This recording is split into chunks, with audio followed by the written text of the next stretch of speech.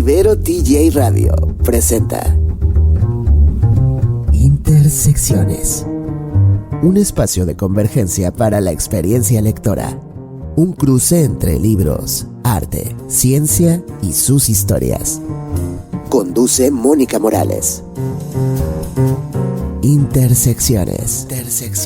Hola, ¿qué tal? Sean bienvenidos y bienvenidas al episodio número 126 de Intersecciones, un programa con enfoque en la literatura y las disciplinas del arte y la ciencia que se cruzan con ella.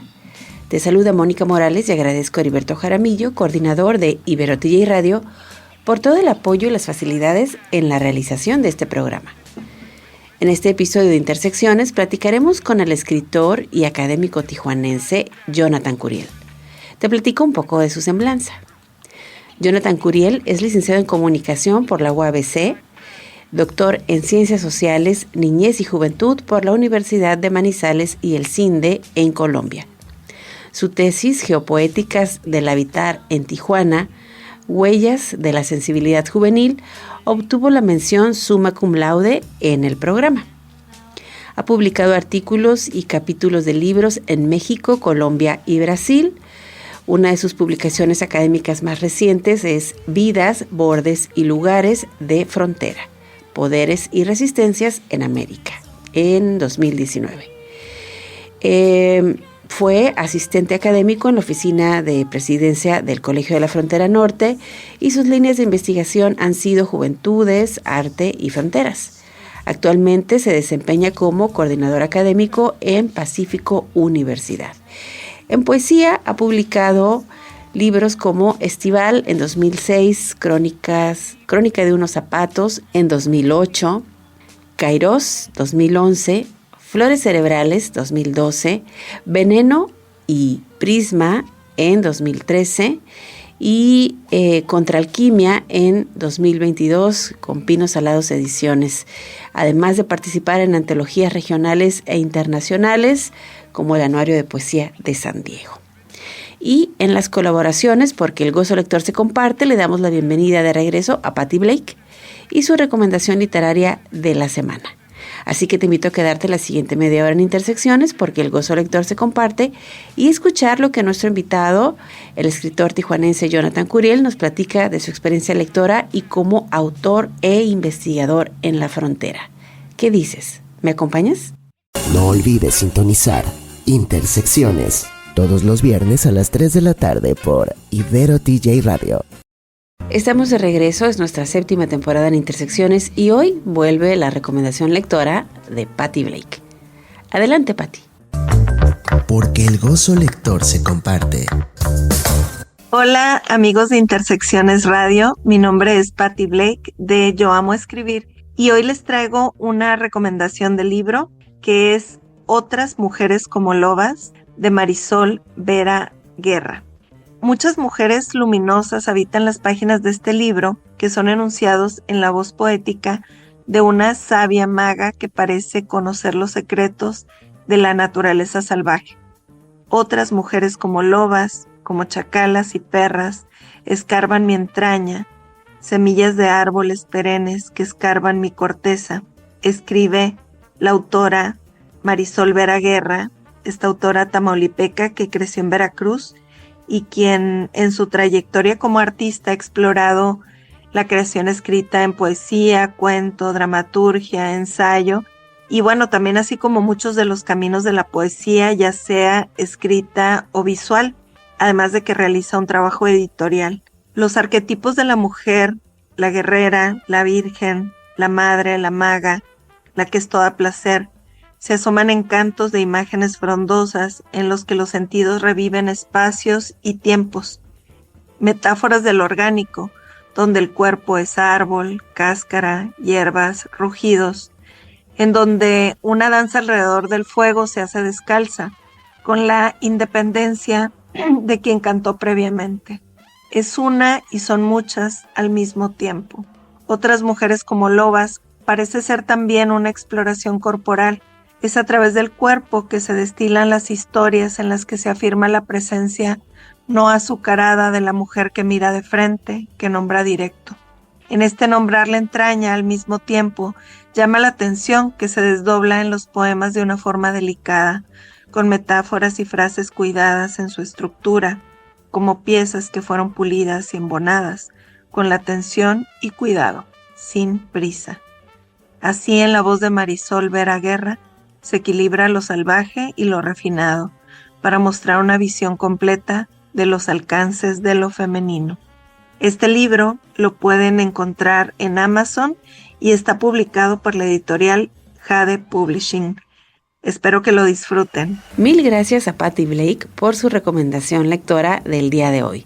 Estás escuchando Intersecciones. Volvemos después de la pausa. Escuchas Intersecciones. Volvemos después de la pausa. Continúa con Intersecciones.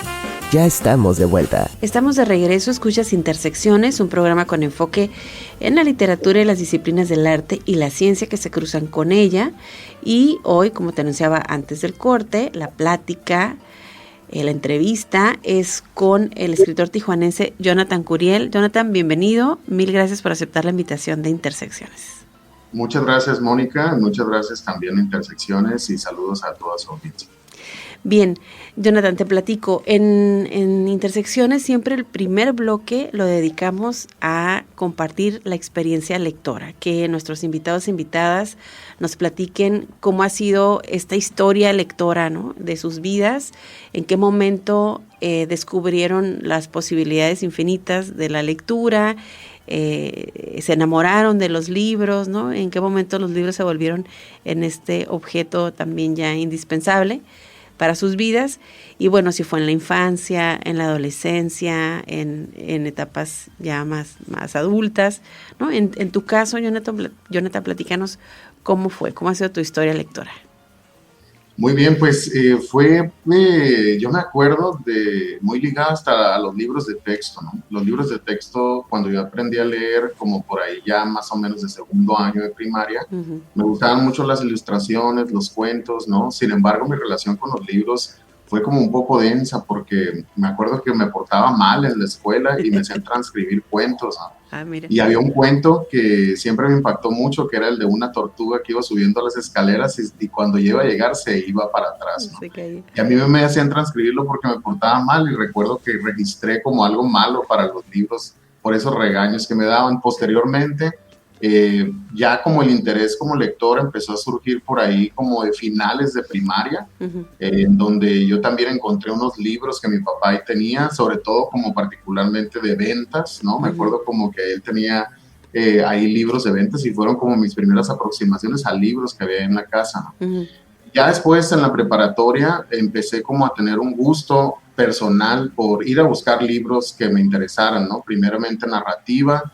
Me acuerdo mucho de haber leído varias novelas, ¿no? Y de los clásicos de Hermann Hesse, de Ernest Hemingway, no sé, incluso como que fragmentos del Quijote, también de las novelas ejemplares, ¿no? Sí. Y en esas búsquedas como de literatura narrativa, ¿no? De pronto me topo con un libro de poesía que me compré muy bien ahí en la librería Cristal, que estaba ahí en la zona Río, ¿no? Sí. Ahí en Plaza Río. Sí, sí. Y me acuerdo que era el de 20 poemas de amor y una canción desesperada, y yo me acuerdo que después de haber leído pues narrativa, no me interesaba tanto la poesía en ese uh-huh. momento, ¿no? Y lo dejé, lo abandoné por ahí, ¿no? Ese uh-huh. libro como de Pablo Neruda, pero después como de un año de seguir leyendo como ahora ensayo, narrativa, teatro, volví a ese libro y fue como un despertar, como si me hubiera dicho otro mensaje después de una experiencia lectora de narrativa, ¿no? Claro. Y ya a partir de ahí, como a partir de ese volver a tener el contacto con la poesía que me había sucedido en la primaria, en la secundaria nada, ¿no? Como que casi al final fue cuando me empezaron a interesar como los libros, pero por ahí se dio la experiencia lectora, ¿no? Como desde muy de la infancia, pero ya particularmente un gusto en la adolescencia, y en la adolescencia, como yo me acuerdo muy bien, a los 16 años, fue cuando decidí ya escribir y no dejar de hacerlo, ¿no? Pero por ahí fue mi experiencia lectora. Tu experiencia lectora. ¿Quiénes dirías que son como tus autores más entrañables, a quienes vuelves de cuando en cuando, o quizás tus nuevos descubrimientos, ¿no? Que estés ahorita como con esa lectura?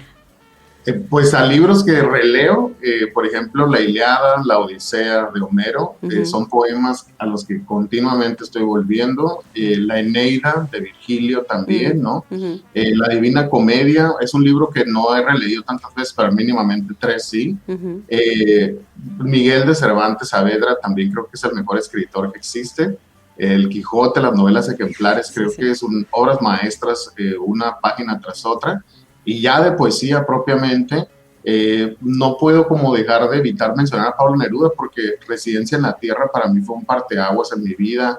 Poeta de Nueva York de Federico García Lorca, Muerte sin fin de José Gorostiza, digamos también, no sé, ¿no? Como Rabindranath Tagore, también me acuerdo que me acerqué mucho a la poesía por Pablo Neruda, ¿no? ¿Qué otros descubrimientos? La verdad, un montón. Digamos, por ejemplo, Roberto Bolaño ya más en la narrativa, pero como todavía jugando con la prosa poética, ¿no? Ahorita estoy leyendo, por ejemplo, a Salman Rushdie, Los versos satánicos, que es una novela también pues muy polémica. Y continuamente, la verdad, a mí me llegan libros de poesía y como que me los devoro. Ya empecé a leer la antología del Anuario de Poesía de San Diego, ¿no? Y me voy descubriendo como algunos poemas, que es algo como muy dichoso, porque independientemente que sean autores conocidos o no, todos tienen esa facultad de generarte como una sorpresa, una satisfacción, un movimiento sensible, ¿no? Y ese primer movimiento sensible es irrepetible, y por eso también, pues continuamente estoy buscando diferente literatura, ¿no? Como diferentes latitudes, pero de autores, ay, vaya, me tendría que echar un clavado grande. Por ejemplo, Wisława Szymborska también me gusta muchísimo, ¿no? La propia, ay, ¿cómo se llama esta? Bueno, no, se me va a olvidar muchísimos autores y autoras que son de mis preferidos y que continuamente los tengo presentes, tanto como en mi escritura como en mis recuerdos, o sea, los estoy citando en mi mente. Claro. Pues ahí la experiencia lectora de Jonathan Curiel, escritor tijuanense, qué maravilla que digamos que el efecto ahí punitivo de la lectura no hiciera mella y que en algún momento de tu vida pudiste recuperar, ¿no? Empezar de cero en tu relación con los libros, pero algo te habrá dejado esta transcripción de cuentos continuos, ¿no? También creo que como castigo estuvo muy, muy bien. Pero bueno, vamos a seguir platicando con Jonathan Curiel. Estás escuchando Intersecciones. Vamos a una breve pausa, no se vayan. Estás escuchando Intersecciones. Estamos de regreso, escuchas Intersecciones a través de www.iberotjradio.com y seguimos en la conversación con Jonathan Curiel. Bueno, Jonathan, ya en el bloque anterior ya nos diste como un indicio más o menos de que a los 16 años decides empezar a escribir. Ahí empiezas a escribir poesía, escribes narrativa. ¿Con qué empiezas a los 16 años? Pues mira, la verdad es que escribía desde el tercer año de primaria, ¿no? Ahí como con mi familiaridad de los libros de texto, que empecé como a encontrar las primeras coplas, rimas, ¿no? Yo me acuerdo que era incluso, fíjate, al tercer año de primaria, ahí andaba como de enamorado, ¿no? Como de niño enamorado, y tenía una noviecita, una niña que tenía como enfermo su ojo y no lo podía abrir, ¿no? Y era como que nos escribíamos cartas, ni siquiera nos dirigíamos la palabra, ¿no? Pero Entonces, por escrito. Por escrito, ahí nos estábamos diciendo cosas todo el tiempo, ¿no? Y aparte, como yo no tenía tantos amigos, me costaba hacer amistades, era como medio retraído en mi mundo, y me acuerdo que le empecé a escribir poemas, ¿no? Le empecé a escribir poemas a mi entender de lo que era la poesía, y también le escribía poemas a mi mamá, ¿no? Entonces me acuerdo muy bien que cuando una vez mi mamá estaba cocinando, yo fui y le leí un poema, y lo primero que me dijo fue que, ¿de dónde lo copiaste, no? Y porque pues no me creyeron que yo lo había escrito, ¿no? Sí. Y dije, bueno, lo dejé pasar. Y me acuerdo que en ese momento mi abuelo andaba por ahí por la casa, yo estaba muy chiquito, y también él abajo del carro haciendo mecánica, y yo afuera como a un lado leyéndole el poema, y también él como no interesándole demasiado, ¿no? Oye, aprovechando el público cautivo. Sí, hay que ser los que no se puedan mover. Sí. Así. No, pues yo bien de niño como que compartiendo mis poemas, y pues no me creyeron, entonces como que no recibí un estímulo en realidad para escribir, y lo dejé durante muchos años, ¿no?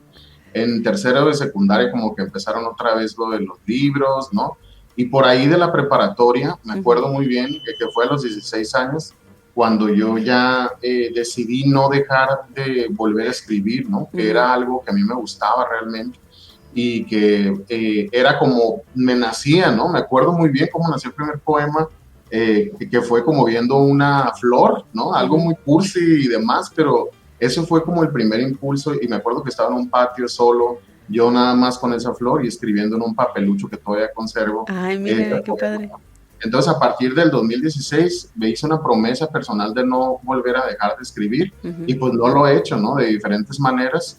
Primero hice un borrador del libro que se llamaba Palabras al Viento, después se publicó, no lo publiqué, pero después se publicó Estival, después de ahí siguió Crónica de unos zapatos, después de ahí siguió Kairos, ¿no? Y otros libros que se fueron sumando. El último, el más reciente más bien que publiqué, se llama Contra Alquimia, y que fue con Pinos Salados, ¿no? Que fue como más bien un gusto por el lenguaje, una fiesta de las palabras como yo la entendía y muy asociado también a la onda de lo alquímico, pero la verdad fue desde la primaria. Tuve un gran abandono y a partir de los 16, un contrato personal en el corazón para no dejar de escribir, ¿no? Hasta el día de hoy. Y la primera publicación con Existir, ¿no? Que nos comentas, Estival, fue ya tener como materializado ese objetivo, ese compromiso contigo mismo de la escritura y de la cual ya no, ahora sí que no has abandonado. La parte ya porque algo que quienes te conocemos hemos identificado, ¿no? A lo largo de los años, es que tu poesía también, además de este trabajo con el lenguaje, ¿no? De tu, digamos, de tu trabajo tan fino, ¿no? Poético, hay un compromiso social, ¿no? Formaste ahorita no recuerdo exactamente los años, pero ya hace bastantes, de un colectivo que se llamaba Intransigente, donde llevaban la palabra, llevaban la poesía a los espacios públicos, al transporte público, al centro de la ciudad. ¿Cómo marca digamos, esta actividad del pertenecer a este colectivo tu obra? ¿Sientes que hubo un antes y un después? ¿Qué sí, pues mira, la verdad como este interés por la poesía yo lo he visto que ha transitado como por diferentes temáticas, ¿no? Y también tengo como algo que me gusta hacer libros radicalmente diferentes el uno del otro. O sea, aun cuando hay continuidad y bases comunicantes en cuanto a las metáforas y las imágenes poéticas en general, yo siento que, por ejemplo, Estival estuvo muy asociado, así como se estructura el libro, naturaleza y amor. Crónica de unos zapatos es una aproximación también a lo laboral, ¿no? Al trabajo, como de cómo es ir al trabajo. Después Kairos está muy asociado también a las introspecciones internas, ¿no? Viene otro libro que se llama Veneno, que es como mucho más terapéutico y es más como de catarsis interna, ¿no? Y a partir de ahí también empiezo a escribir poemas muy asociados a la guerra contra el narcotráfico, ¿no? Esos poemas son particularmente del 2006, 2005, hasta no sé cuántos años, ¿no? Pero hice un libro que se llamó Poemas Peligrosos, que publicaron allá en Ciudad de México, y que era todo el sentido como de dejar capturada esa realidad, ¿no? Me criticaban mucho porque yo escribía de esas atrocidades, ¿no? Pero yo lo sentía como que tenía que dejarlo plasmado, que era un momento de la época. Y mira cómo todavía esto sigue tan vivo, ¿no? Y han pasado tantos años y esos poemas yo los miro más actuales que nunca. Entonces, ese interés por lo social lo continúo hasta el día de hoy, pero con otros despliegues, digamos, mucho menos militantes, ¿no? Antes era como más, incluso como aguerrido, y me metía en más problemas y todo, porque yo también no veo la poesía únicamente en la escritura, sino algo como muy ligado a la vida. Que se vive. Pues más activista de la poesía, ¿no? Y entonces ahí es donde surge el colectivo Intransigente, que es un colectivo que fundo con Mavi Robles Castillo, poeta también, y que entre los dos empezamos a juntar a personas que les gusta la poesía y que quieren hacer intervenciones públicas, ¿no? Después tenemos, junto con el colectivo Intransigente, el taller de poesía en voz alta, que se vuelve también como un semillero de nuevas voces, y en donde a veces ni siquiera íbamos a compartir poemas, hacíamos un montón de otras cosas, ejercicios de respiración, vocalizaciones, dinámicas internas, ¿no? Llevábamos invitados para que nos hablaran de psicoanálisis, de historia, de filosofía, y era muy enriquecedor todo eso, como el taller de poesía en voz alta, y a la par las intervenciones del colectivo Intransigente, que fueron varias, muchas, multidisciplinares de diferentes artistas, y que teníamos, o sea, yo lo sentí así en ese momento. El colectivo fue del 2010 al 2012, y era una época muy crítica en la ciudad, ¿no? Era una época de violencia, de cuerpos, de sangre, de horror, de psicosis, y yo sentía que nosotros estábamos en un momento en el que teníamos que gritar la poesía, ¿no? Y por eso utilizábamos el megáfono, y en medio como de estos silencios, ahí queríamos hacer una palabra poética también, que no solo privara como el horror, que no solo privara la violencia y esos discursos mediáticos de psicosis, sino que en medio de todo, ahí la palabra intransigente, que ahí lo metimos, pues en varios problemas, incluso llegamos a estar como en la cárcel, ¿no? Como que nos agarraban por ahí haciendo como disrupciones públicas. Pero todo, la verdad, siento que fue una muy buena experiencia, y yo como por ahí finales del 2012 lo di por concluido ese colectivo, que ya habíamos generado algo que sentó como buen precedente. Y a partir del 2012, bueno, a inicios del 2013, Mavi y yo nos fuimos a una residencia artística, y fue como el fin ahí del colectivo, ¿no? En esa residencia artística. Cerró el ciclo, ¿no? De lo que tenía, digamos, por función, ¿no? Ese colectivo. Sí, digo, para quienes estuvimos en Tijuana en ese tiempo, creo que lo tenemos bastante claro, y la importancia y la aportación. Y bueno, estos temas de los que nos estás hablando me parece que siguen también entrecruzados con tu vida académica. Ya nos platicarás, pero de eso vamos a platicar después de la pausa. No se vayan. Estás escuchando Intersecciones. Estamos de regreso, escuchas Intersecciones. Es nuestro episodio 126 de la 7ª temporada, y seguimos en la charla con Jonathan Curiel, escritor, académico, poeta tijuanense. Jonathan, en tu doctorado que haces con una universidad colombiana, tu tesis, que aparte recibió mención, ¿no? Reconocimiento, plantea el título la geopoética de habitar en Tijuana. Por eso te decía antes en el bloque anterior, ¿no?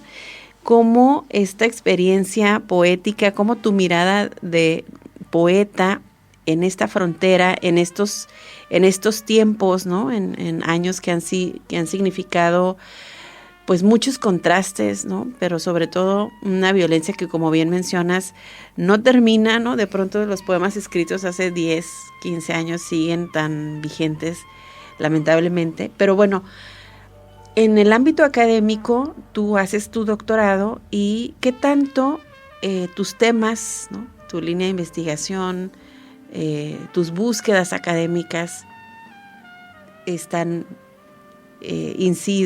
han incidido, ¿no? O ha incidido en esas búsquedas tu mirada poética, ¿no? Tu mirada como poeta, tus intereses poéticos. Sí, pues yo le debo todo a la poesía, ¿no? O sea, incluso como mi introducción al mundo académico se lo debo también a la poesía, ¿no? Como que a mí no se me hacía difícil, por ejemplo, en esos primeros años, pues hacer productos académicos que me pedían ahí en el Colegio de la Frontera Norte, ¿no? Tengo pues esa habilidad de poder escribir y demás, ¿no? Sin embargo, como yo le empecé como a tomar más atención al trabajo académico cuando lo vinculé con mi labor poética, ¿no? Y por eso mismo, cuando fui por primera vez a ese doctorado en noviembre del 2013, yo quería hacer algo que se llamaba Poética del Habitar, algo muy vinculado a la gestión cultural. Y pues cuando hablo con mi tutora, que después como se convertirá en una gran amiga, que es la doctora Ana Patricia Noguera Echeverry, que es la tutora de mi tesis, ella me dice que en realidad no me interesaba tanto la gestión cultural, que es una mirada mucho más administrativa, sino la gesta de la cultura, ¿no? Que era un concepto distinto, mucho más asociado al gestar, por ejemplo, de la gesta materna, ¿no? Pues algo que nace. Y es ahí donde yo empiezo como a vincular todo con la poesía, ¿no? Entonces, cuando me dicen a mí, o sea, por ejemplo, el doctorado fue muy duro porque en Colombia son muy rigurosos en términos académicos. El doctorado se llama Doctorado en Ciencias Sociales, Niñez y Juventud. Y cuando yo presento mi proyecto de investigación, me dicen que me vaya a un doctorado en arte, ¿no? Que hay ciencias sociales, que yo no tengo por qué estar ahí. Y continuamente, durante todas mis visitas a lo largo de 6 años que hice ese posgrado, ¿no? Tuve que estar defendiendo mi tesis, ¿no? Y estas defensas me llevaron también a consolidar algo riguroso en términos académicos, pero sin, digamos, deslegitimar mis intereses personales hacia la poesía, ¿no? Entonces, mi tesis habla sobre jóvenes artistas en Tijuana, y entonces yo no quise incluir ahí algún como poeta, porque no quería hacer como una autoinvestigación. Quería que la redacción de la tesis fuera la poesía a través como de un formato pues académico, ¿no? Sí. Y sí incluyo poemas, por ejemplo, Omar Pimienta, que me gusta mucho, claro. Ahí está presente en mi tesis, ¿no? Pero la geopoética, ¿qué quiere decir? ¿No? Yo me doy cuenta, una poética es algo de lo humano, pero la geopoética es algo de la naturaleza de lo humano, ¿no? Y nosotros no somos parte de la naturaleza, somos naturaleza, somos expresiones de la tierra, ¿no? De nuestra propia complejidad. Incluso somos expresiones universales, ¿no? Yo entendí eso en el doctorado porque mi tesis habla sobre el habitar, y el habitar es una pregunta sobre el pensamiento ambiental, ¿no? Entonces, ¿cómo estamos habitando? Que no es lo mismo que morar, que no es lo mismo que vivir. Habitar es un sentido mucho más profundo, ¿no? Y está ligado a las huellas que dejamos. Entonces, la geopoética del habitar en Tijuana es una búsqueda por las huellas que deja la poesía a través de expresiones artísticas, ¿no? Entonces, son 8 proyectos artísticos que yo abordé como a lo largo de la investigación, todos con esta mirada de cuáles son los entrecruces que tienen ellos con la naturaleza en su habitar, ¿no?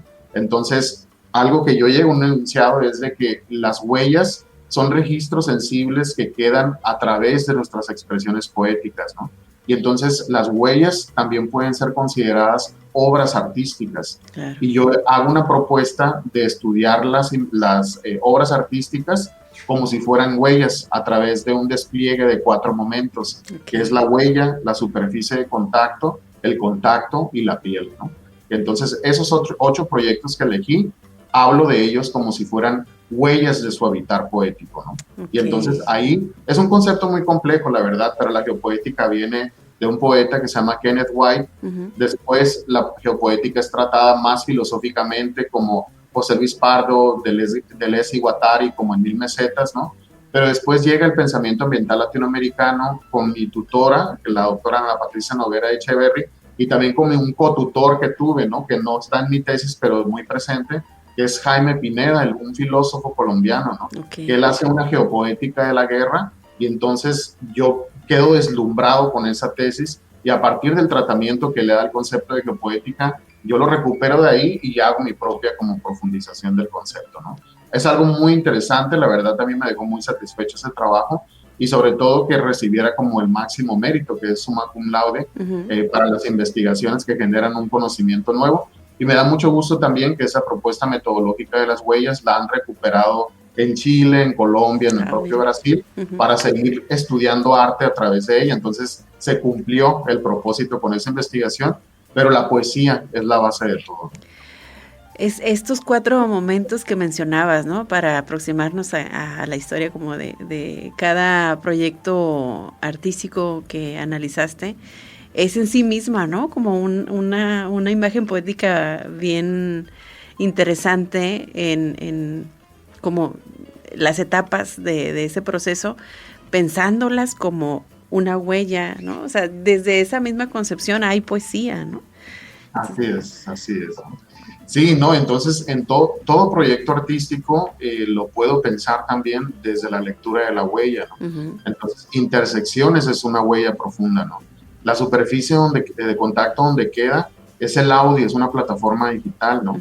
El contacto está ligado con las intensidades de la conversación, hacia dónde se van, son muy suaves, son como más fuertes, ¿no? Y la piel, donde queda esa huella, es una piel sensible, que es la piel fronteriza, ¿no? Es la piel sensible de Tijuana, podríamos nombrarla así. Fíjate, qué padre, ¿no? Qué padre pensar, ¿no? Cada una de las experiencias que nos vamos encontrando, experiencias culturales de la ciudad, en esa escala, ¿no? De análisis para entender como el impacto, ¿no? Y la trascendencia. Jonathan, pues se nos va terminando el tiempo, podríamos seguir platicando aquí las horas. Pero bueno, para quien esté interesado, no sé si tu tesis se puede leer, está en alguna plataforma de la universidad disponible, ¿no? ¿Cómo poder acercarse a ese texto? Sí, pues la tesis está en internet, así la pueden buscar, Geopoéticas del Habitar en Tijuana, Huellas de la Sensibilidad Juvenil. Ahí está, en el repositorio de la Universidad de Manizales, que es donde hice el doctorado, ahí lo pueden encontrar. Y también, pues he buscado publicarla acá en México, pero me he encontrado con un montón de dificultades, todavía sigo como que haciendo changuitos para que se publique, espero, pues si este año no se puede, pues el próximo. Ya es una investigación que se publicó desde el 2019, pero pues es en Colombia, ¿no? No aquí en México, que es donde están como ahí, pues todos los artistas y demás. Claro. Entonces, ya tiene su tiempo, pero es una investigación que a mí me sigue como dando que pensar y por supuesto la pueden encontrar ahí y otro de los trabajos en términos académicos que he hecho a la par de los literarios. Está, digo, muy vigente y sobre todo que ofreces ya una metodología, ¿no? Una metodología de análisis para quien guste, ¿no? Seguirla en distintos proyectos. Y tu obra literaria, no sé, esa, si contigo, bueno, si todavía se puede encontrar algo de tu trabajo poético por ahí, o si tú lo tienes. Sí, pues ahora como que no he trabajado en una nueva publicación, tengo como libros inéditos, digamos, pero no he trabajado porque se publiquen, no los he enviado a concurso ni nada, ¿no? Ahora me he enfocado mucho en las actividades académicas que desarrollo. Sigo como leyendo, sigo siendo como un atento escucha de la poesía, y siempre como cuando surge como una cosquilla particular, ¿no? Como es cuando ya sé que es momento de volver a publicar, y le estoy sintiendo de nuevo, ¿no? Como a partir ahora, como el Día Internacional de la Poesía, claro. Me volví a conectar con esa parte como que por tantas complejidades de la vida adulta y demás, ¿no? Como que he ido relegando, sí. Pero ahí están las páginas esperándome, ¿no? Ahí están también como esos poemas que quieren nacer y que nada más es cuestión también de que yo me ponga en labor de nacer. En labor de parto, que es lo más difícil. Sí, bien. Pues Jonathan, mil gracias por haber aceptado la invitación de Intersecciones, por esta charla tan interesante y por todo lo que nos dejas como de reflexión, ¿no? En torno a las múltiples maneras en que la poesía se puede cruzar con nuestro quehacer cotidiano, ¿no? Sea académico o del tipo que sea. Un abrazo muy grande y, bueno, Intersecciones es tu casa. No, muchas gracias, Mónica, y gracias a la audiencia de Intersecciones por este espacio tan especial. Muy agradecido, muy honrado de poder platicar con ustedes. Bien, estás escuchando Intersecciones, vamos a la última pausa y regresamos. Y con eso llegamos al final de nuestro episodio número 126, en nuestra 7ª temporada de Intersecciones. Agradecemos nuevamente a nuestro invitado, Jonathan Curiel, por compartir su experiencia lectora y como escritor e investigador en esta frontera. Te recuerdo que estrenamos episodio cada viernes a las 3 de la tarde a través de www.iberotjradio.com. Te invito también a seguirnos en Instagram y Facebook como @interseccionesradio. Como en cada episodio, Heriberto Jaramillo en el apoyo a la producción. Mil gracias por hacer posible esto que ahora escuchamos. Yo soy Mónica Morales, feliz de haber estado contigo esta media hora y te espero la próxima semana. Hasta entonces. Ibero TJ Radio presentó Intersecciones, un espacio de convergencia para la experiencia lectora. Acompáñanos en la próxima emisión a través de la señal de Ibero TJ Radio. Intersecciones.